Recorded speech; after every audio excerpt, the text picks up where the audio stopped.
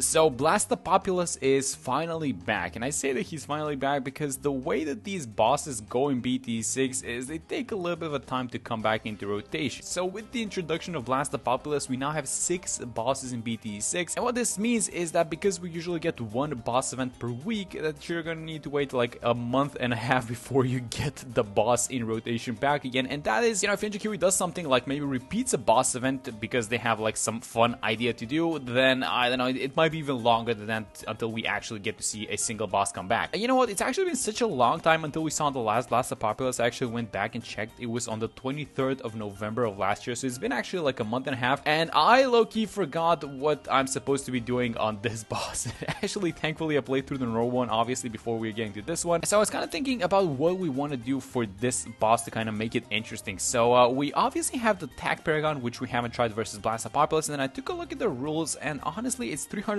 of the ceramic health and 300% of the mob health. As far as I could tell, we could use every single tower, so I thought because Blastapopoulos doesn't like a lot of projectiles, so what if we attack it with just the most amount of projectiles possible? So let's actually test the Tag Paragon versus Blastapopoulos. It also has like a million projectiles itself, and then for the layer tiers, I was thinking doing something like the Goliath or even like the Boomerang and the Sub Paragon. So we're gonna see how everything goes, but for now, let me just keep placing these farms. I want to go for the Minneapolis as usual, so let me just place a couple of these guys down. Yeah, look at this map, absolutely insane. Round 21, just the free Dark Monkey and a base stack, and I'm actually going to use the level 3 Benji ability, and they are actually probably going to defend this entire round with like minimal leaks, I'm pretty sure. Maybe even no leaks. Actually, someone popped that guy. Oh my god, that is insane. Is that actually? No, it's going to be like a single blue boon leaking, but yeah, this map is absolutely perfect for attack. Round 27, by the way, still defending with the base stack and the free Dark Monkey. This is getting insane, but yeah, we are going to need to get the Alchemist for this round because of the lead balloon, so I'm just going to buy like a base Alchemist. I'm going to say it on strong. Let's use the level 3 Benji ability, and let's see if we're going to leak like anything. Oh, we are, because they're gonna stop attacking. Or are we actually? Yeah, just a handful of leaks, but guys, come on, this is just way too good for your farming early on. And just checking in with the defense, still a base stack, a base dart, a base alchemist, and just like a 013 merchantman, which we recently bought. And something that I'm gonna do is I'm actually gonna go for a central market, believe it or not, which is a super early central market. I know it's round 37, but hopefully with the help of this guy, we can actually get to the tag zone still before the tier 1 arrives. Blastapopoulos is actually on the slower side of the boss balloons, so I'm not exactly worried about that. So let's start upgrading the stack, get the tax barrel. Let's get something like this, a 320 alchemist. We can have a village up top, and yes, I think that we are doing absolutely amazing so far, even though we don't have the Minneapolis, right? Oh, actually, something that we can do, there's this monkey knowledge point which makes your first tier 5 a little bit cheaper. So look at this thing, the price of the tax zone is currently 20,000, but if I wait a little bit with this dark monkey, so I'm gonna sell this dark monkey, look at the price, it's gonna go down to 19. So I'm gonna buy the tag now, and then I'm gonna get the dark monkey, which is something that I should have thought of, but come on, this is like a little bit too niche, I guess, even for me. And yes, so now we do get the cheaper tag zone for about $1,000, and we didn't actually lose that much money buying the dark monkey. So yeah, now we can afford to splurge a little bit, I'm pretty sure, with this tag zone. So here's what I'm gonna do, I'm gonna go for the primary training for sure. We are gonna need some camo detection, I'm pretty sure, as well. And I also wanted to get the ice monkey, something like an embroilment touch, just like a +1 damage, which is gonna be really nice. Now, let me get the embroilment just like this. The tag zone is absolutely melting the boss, and we did get our first overheat actually, and this is gonna keep, oh my god, look at this thing, look at how fast it's overheating. That's because we're attacking it with like a million projectiles, and that is something that you're not supposed to be doing when defending Blastapopoulos. But I think you guys have probably seen this, that actually doesn't even matter how many projectiles you're attacking it with, because you can just tank the overheating, and then you can just keep doing damage. And look at this thing, so even though it's overheated, you can just keep doing damage to it, and nothing's gonna happen. The attack is still attacking, it doesn't even care, and then it's deheating, but our attack is again still attacking. So yeah, absolutely no problems with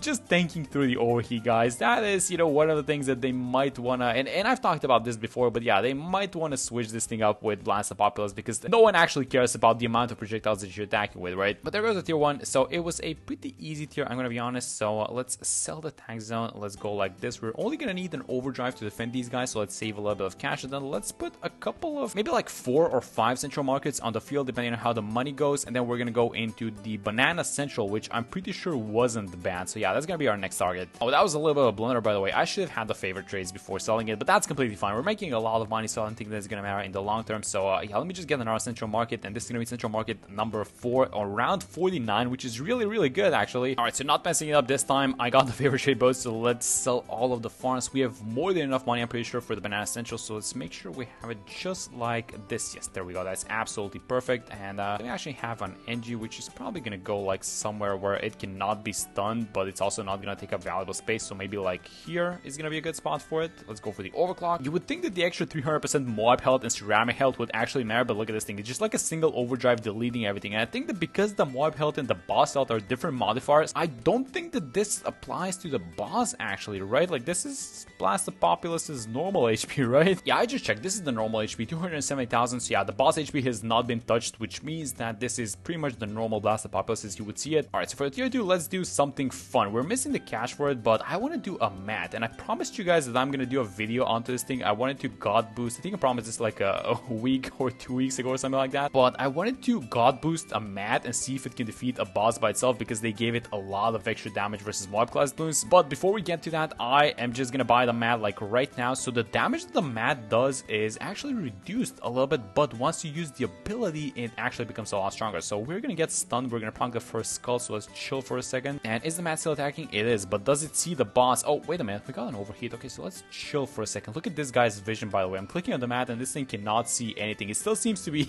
attacking the boss. Let me just aim the darting ability like this. Let me use the ability and let's see how much damage it does. It does a lot of damage. It still does a lot of damage, guys. But what, does the ability stop or something like that? Like, what is even happening? Yeah, we should definitely not be using abilities versus Blastapopoulos. I mean, look at the cooldown, by the way. It stopped and then it's on cooldown. It's been on cooldown like for the past like 2-3 skulls, I'm pretty sure. We only got to use it once. That's insane. Do you guys think that we're actually gonna get like one more use of this ability cooldown by at the time we're done? Because we just got our second overheat and this is gonna put the ability onto, oh my god, it maxed out the cooldown. No, this is not good. Yeah, you shouldn't be using abilities, guys. All right, let me just get to placing a couple more farms, I guess. Let's go like this. I'm probably gonna have like a wild street in this spot because it's gonna be able to collect out all these guys. But yeah, this is just, man, this boss is really good versus your towers with abilities, huh? Yeah, we should just stick to normal damage. All right, so I guess we could do some normal damage for the tier 3 with the Tac Paragon, hopefully, if we can get the cash going. But that's gonna be the tier 2, so we only got to see like one ability, which is really sad. But let's prepare for the tier 3 then. So let's sell the mat. Let me get the Wall Street. Let's start buying up a couple of these 420 farms, and I'm gonna see you guys in a second for the tier 3. All right, and there it is. So around 79, the tier 3 is about to appear, and as promised, we're gonna use the Tac Paragon for the first time versus Blastapopoulos. I don't think I've done this before actually, so let's go like this. Let me buy the other tier 5s. We're gonna need 200,000. The money is not there because I went a little bit overboard with the farming, but thankfully Blasty is a very slow boss, so we are gonna have a lot of time until he actually makes it to our tower, so we're gonna have time to farm up a lot of cash is what I'm saying. Alright, so almost getting there. As soon as we defeat round 81, it seems like it's gonna be right on time, guys. The boss is gonna be on top of the Tac, and there it is. Alright, so we just need 200k. I bought all the sacrificial tax, and we're gonna do it in a second. So I think like 1 or 2 more ticks from the farms. There we go. Let's get the Crucible of Steel and Flame. What's the degree, by the way? 20 something, I think. Yeah, 24. That's gonna be, I think, more than enough. Even though the Tac is one of the weaker paragons, I don't think that this is gonna be an issue like in general because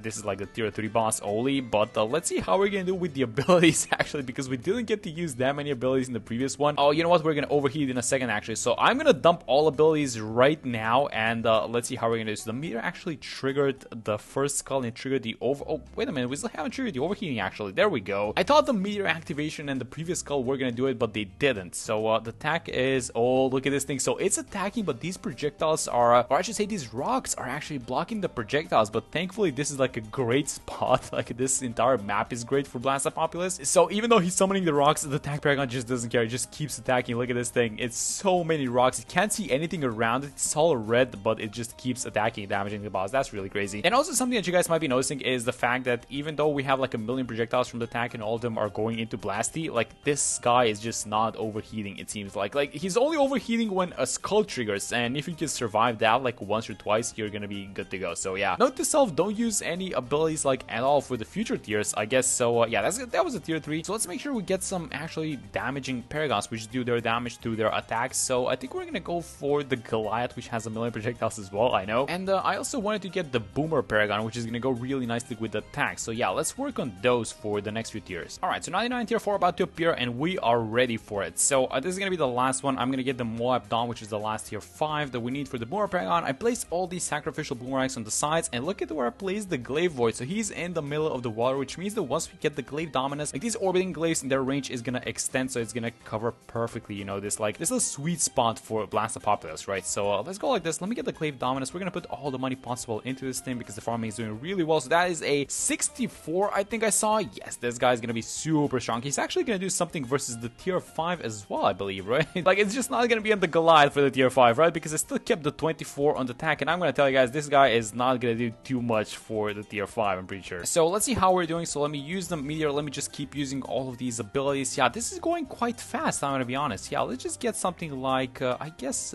this, just like the flying fortress, maybe get some pops here and there before we get to the next tier. But yeah, so far so good. So I'm just gonna keep using all these abilities. We are gonna get the overheat, but this overheat is not gonna be thanks to like the projectiles that we're attacking with, because the projectiles are like barely moving the bar. As you guys can see, it's just gonna be from the activation of skulls, it seems like. So hopefully we're not gonna get like one more. Like if we do enough damage right now, yes, there we go. That's a really interesting interaction, by the way. Did you guys catch that? So if you proc a skull while Blastapopoulos is deheating, he's not gonna gain any heat, if that makes sense. So you're in a way cheesing this whole thing is what I'm saying. And we were supposed to get 2 overheats in this tier, but I think that we're only gonna get 1, it seems like. Yeah, so we're gonna proc the next skull. It's gonna overheat by a little bit, but that's gonna be nothing significant. Yeah, there you go. Let's use attack ability for one last time. This is gonna be Super Maelstrom, and that is gonna be the tier 4. So yeah, kind of, you know, kind of easy so far. I didn't expect this one to be too complicated, but I heard somewhere that next week's boss is actually gonna be kind of tricky, but not sure how true that is, so we're just gonna have to see how it goes. But yeah, let me just place a couple of these ace platforms so we can get the sacrificial towers, and then we're gonna get the Goliath after a very long time. I've not been buying the Goliath versus these bosses because I've been usually defending with attack. It was the latest Paragon, so let's actually go back to the good old Goliath and let's defeat this whole thing. Alright, so this is gonna be the ending of round 119. I got the helicopter, so let me sell all these farms. So let's see how much cash we're gonna end up with. That's gonna be 2.4 million, so I need to place 11 more ace platforms so we complete the sacrifices. Alright, there it is, and let's buy the Goliath, and let's leave about 100k ish so that we can buy all of these damage amplification towers. So go like this. That's gonna be a 63, I think I saw on the Goliath. Yes, there we go. That is absolutely amazing. Let's get this guy to Wing Monkey, and let's actually try to use the bombardment ability at least once, because, well, we know how the cooldowns go onto this boss. So yeah, go like this, get the super bill. I'm gonna have, I think we should probably have like this cripple mob a little bit more into the middle because of these rocks that Blasty is gonna keep summoning. And there we go, $4,500. I can actually spend those guys as well, hopefully with an Embrittlement Ice. Oh, we're missing about 200. That's completely fine though. We're gonna get the money in a second, but yes, this is pretty much everything maxed out, and yeah, let's see how we can do. All right, then look at this thing, like a million projectiles going. Nope, this heat bar is just not going up. Like, this is insanity what is happening on screen. Yes, we are gonna fill up the heat bar at least once though, that's for sure. I mean, we already know that, but let's actually make sure that we